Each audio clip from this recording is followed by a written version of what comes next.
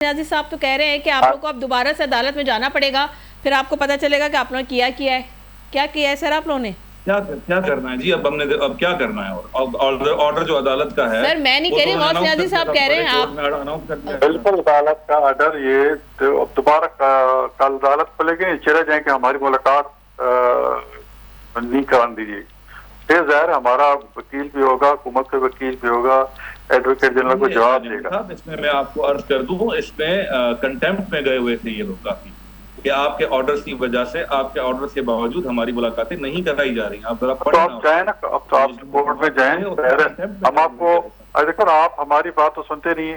हम जो भी जवाब है इसका कि मुलाकात क्यों नहीं हो रही, ये आप कोर्ट में हम जवाब देंगे कि किस वजह से हम मुलाकात नहीं करा रहे। ठीक है, क्योंकि आपसे बात करना ना करना, आप तो हर चीज को बुलडोज करते हैं, और बुलडोज करने से ना स्टेट कमजोर होती है, ना स्टेट को बात मानेंगी, ना आप ये मुलाकातें होंगी।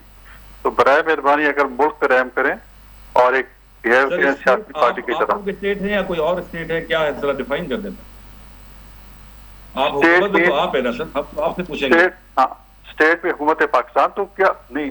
अगर शहबाज शरीफ ने बुलाया था चीफ मिनिस्टर को, वज़ीर आज़म हाउस मीटिंग हो रही है और ये KP के हाउस इस्लामाबाद बैठे हैं और सिर्फ 1 किलोमीटर से कम ही फासला है, तो ये वो उस मीटिंग में नहीं गए।